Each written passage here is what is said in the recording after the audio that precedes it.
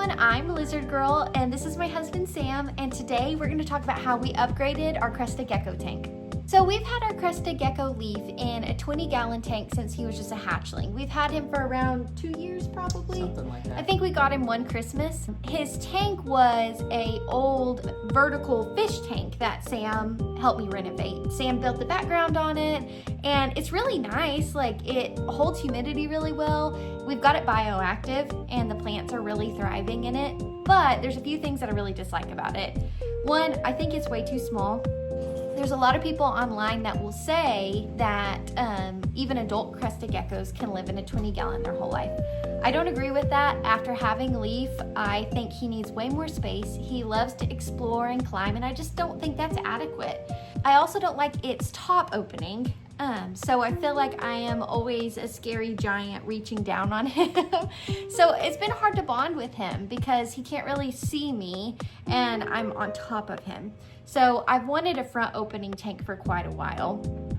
Whenever we first started talking about upgrading this tank, we looked at some options for getting a front opening, but in all reality, they're just kind of expensive and they didn't really exactly fit what we were wanting to accomplish with his tank. So rather than trying to buy a tank that didn't quite match what we were hoping for, we decided that it'd be a better option to just try to build one ourselves. So that's what we did. And thankfully, I have an awesome builder right here. I almost stuck my finger in your nose. But so whenever we were planning to build the tank, some things to keep in mind is crested geckos need vertical space. So they like to hide, they like to climb, and then they need stable humidity levels. So we needed something that would hold humidity well. And we wanted it to be upwards of like 50 gallons. That may seem excessive to some, but you have to think, this is where, if you have a pet if you have a pet crested gecko, this is where they're going to spend the majority of their life. So it needs to be spacious and enriching, not just somewhere that they'll survive, but somewhere that they'll thrive. So really our main goals with the new tank were, we wanted it to be front opening.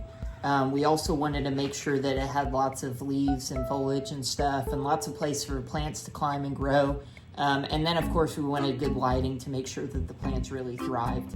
So I started out cutting the plywood to the dimensions that we wanted, and basically just assembled the box like you would a cabinet. But I went through and cut the plywood to the dimensions that we needed, and put some bracing on the inside, and then assembled the basic box for the tank. The next step is I sealed all the corners and the seams of the tank using flex paste. So we obviously, since this was going to be high humidity, we were going to be spraying it down with water regularly. And even though it didn't necessarily need to be watertight, we wanted to make sure that there wasn't anywhere that water could leak out if it did start to accumulate water in the bottom. So that's where the flex paste came in, basically just caulking the corners of the tank and the seams to make sure that no water can seep out through the edges of it. The next step was coating the inside of the tank with Flex Seal, liquid Flex Seal. This was actually something that I probably would have done differently next time and probably will do differently in the future. The Flex Seal was really difficult to work with. It wasn't very easy to spread it and get it coated evenly on the inside of the tank, and I actually had to do a couple of different coats. And then I also ran into the problem of nothing sticks to Flex Seal. The only thing that will actually stick to Flex Seal is Flex Paste or Flex Seal itself. So we kind of ran into the problem whenever attaching the background and other features to the tank. We didn't have a good way to attach them because Flex Seal is naturally like just anti-stick. Nothing wants to stick to it at all. So initially, whenever making the background, I decided that I wanted to try to do a spray foam background. This was really the first time using spray foam as a background. I'd used it in other applications before, but I was hoping that it would give me a good control over the different features of the background and give it some really cool, like natural rock, textures and everything whenever you go through and trim it back. However, as you can see in this clip, the background did not want to stick to the Flex Seal at all because of the anti-stick properties, like I said before. it really just didn't turn out the way that I was wanting it to. So even though I spent a few days making it out of spray foam, I actually ended up carving it out of foam board and just going back to the basics like I've used in the past. I told Sam, in the words of Hannah Montana, you live and you learn it. Oh, yay. It's all like, this is his first time building a background like this, so it's all a part of the process. So I've built foam backgrounds before using pink expanded foam board, and so I ended up using that again for the background. That's what we used in his old tank, right? Okay. Yeah, pretty much all the backgrounds that I've made so far have been out of the expanded foam, and so it works really well. It's super easy to carve, and I actually figured out some new techniques for carving by watching some other videos of YouTubers using pink foam board to carve sculptures and stuff like that. And so this time went really, really well, actually. So I used spray foam to actually glue the layers of the foam together. After getting it spray foamed together, I used a rasp, just a regular wood rasp, and some smaller hand rasps to carve the layers of the foam down, and really just had fun with it. I wanted to go for a tree trunk shape for the backdrop, and so that's what I did, is I used the rasp to kind of carve down the layers. I also added some rock texturing on the sides and used a hot iron to carve in cracks and different features of the rock face that made it look like more like real rock. It's really satisfying. Like, I watched him while he was carving, like, seeing it melt. It's like, ooh. Yeah. So obviously after carving up the foam, it's gonna leave some really rough texture on the surface. It's also not super watertight. It does repel water, but we wanna make sure that it is sealed properly before we even apply any paint to it. So at that point, once the texture is carved, I use a heat gun, just an electric heat gun to tighten up the foam. And essentially what this is doing is it's melting the outside layer of the foam so that it's nice and tight and has a hard, solid surface for the paint to adhere to. Once I finished carving up the back of the background, I did actually go ahead and use flex paste again to glue the background in. And then at that point, after getting the background glued and stuck to the surface of the tank, I use spray foam to adhere small baskets, I forget what they're called, but little plant baskets to the background, so that we had somewhere to put soil for the plants to grow across the back of the tank, because we wanted to have some hanging plants coming down from the backdrop. Once I got the background fully in place and built how I wanted it, and all the texture added and everything, I coated the entire background with Loctite, which is a paint that is made for sealing paver and concrete. I then dry brushed it over the Loctite with a regular acrylic paint to add texture and color to it, and make it look like actual rock. The Loctite base layer that I put on actually does have a little bit of a concrete dye mixed in with it to give it that dark gray color that I started out with. From there, I dry brushed it with different colors of grays and browns and greens to make the wood look like actual wood and make the background look like actual rock. So after getting all of the paint, excuse me. Oh, jeez. Dang. Now, once that acrylic paint and all the Flex Seal dries and cures fully, it is completely reptile safe, so there's no concern about it being harmful to your animals at all. So for the door, I had a hard time deciding exactly how I wanted to build the door. I didn't want to use actual glass just because the process of trying to cut it to size and all that was a lot more than I was willing to go to. Too. Yeah, and glass can be really expensive. Acrylic is what we ended up deciding on for the window for the door. I did end up just cutting a frame out of the same plywood that I used for the rest of the box to make the door. And then I was able to drill some small holes in the acrylic and screw that to that wood frame in order to make the front of the door. I also added some latches to the door so that we could put a little clip on it to make sure that it stays nice and locked on, and also added a hinge to the top lid with a handle so that the top of it can open and we can access the inside of the tank. So for the top of the tank, we wanted to be able to access all the lights and any other heating elements or anything like that that we had in the top of the tank, while also keeping it separate from the actual enclosure itself so that the gecko can't get up to where the lights are at. So to do this, I used just some framing for screen, like what you would use for screen doors. We actually had some of this left over from whenever I built a screen-in porch for our current house. And so this was just material that I had laying around. I used screws to secure the screen frame to the top part of the tank.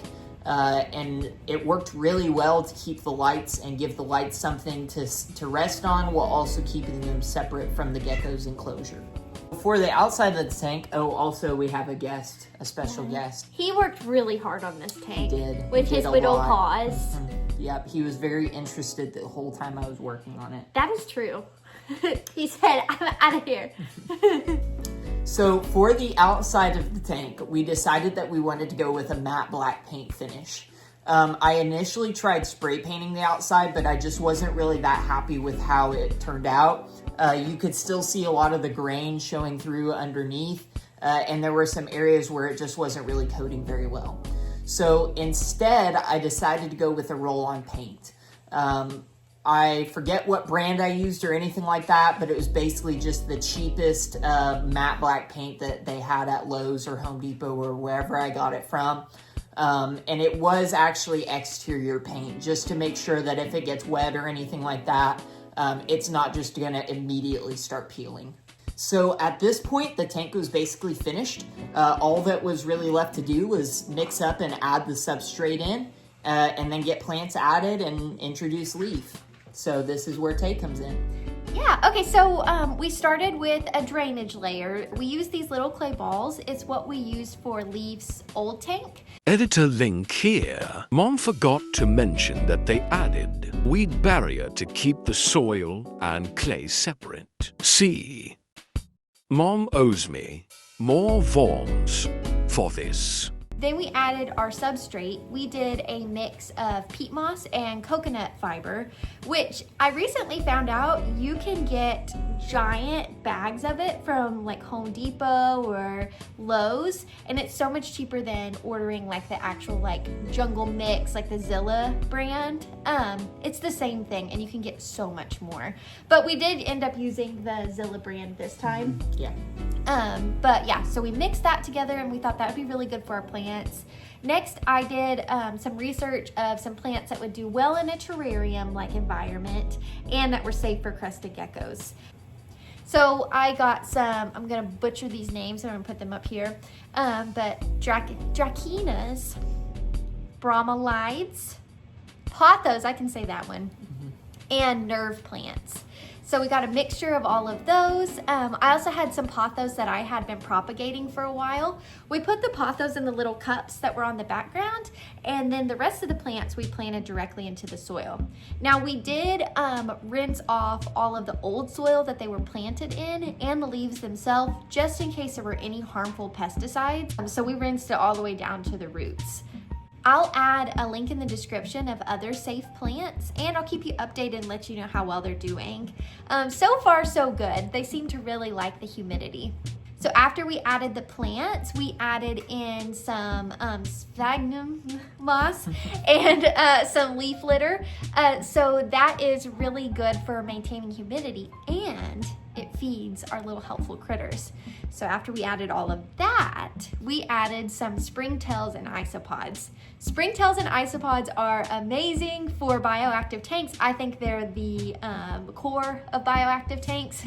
So essentially what they do is they eat any decaying plant matter, or they also love to eat crested gecko poop. So we had so many of them in this old tank.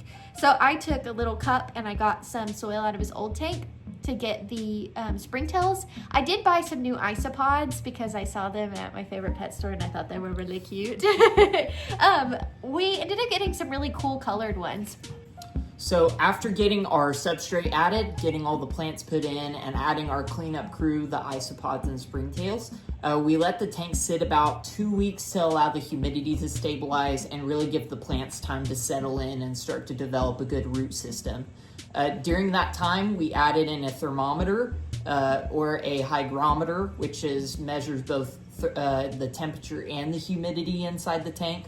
And we also added some food and water dishes so that we had somewhere to feed him because he's got to eat still. Yes, he does. Crested geckos need a humidity range around 60 to 80%, so pretty high. If that was the humidity inside of our house, we'd be pretty uncomfortable. But they really love it and thrive in it.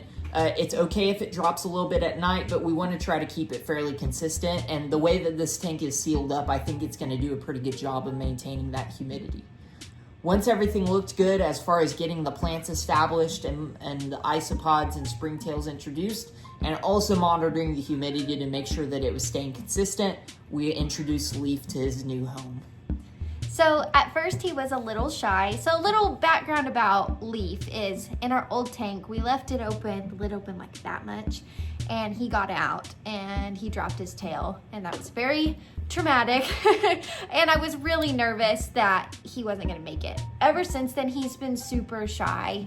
He doesn't like being held, and I really think the opening from the top coming down has made him being shy even worse. So I was pretty nervous about introducing him, but he did amazing. Sam picked him up, and at first he didn't want to leave Sam's hands, but then Sam set him down, and he's been in there a few weeks now. Yeah, something like that. And I'll see him, he just runs around like a crazy man. And I actually think he's getting more comfortable with me because I'm no longer the scary hands coming down on top of him. I was like, oh, actually, this is the food lady who comes up to me. So I definitely recommend front opening. And yeah, we're working on our relationship. It's been a little rocky in the past, but we're getting there.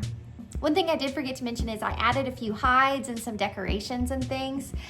He hasn't really gotten in the hides. His favorite spot is to sit on the little plant cups or to sit on the little bromelade plants. But yeah, overall he's doing great.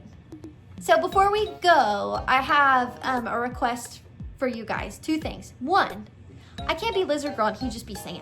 Okay, what should You his... said 1. 2 things. You said, I have 2 things. 1. 2 things. He can't just be Sam. That's boring. I'm Lizard Girl and this is Sam. So what do you think his name should be? I was thinking Water Boy, Fish Boy, Handsome Boy. But yeah, let me know in the comments. Also, Leif's old tank is still in great shape. So I'd like to add something in there, something much smaller. What do you guys think I should add? What would be a good thing to go in there? Let me know in the comments. So we need a name for Sam, and we simply cannot have an empty tank ever. So you have to let me know what I should put in there. But yeah, stay tuned. Our next video, I'm gonna be talking about my new rescues. So please like and subscribe if you want more content like this. Thank you.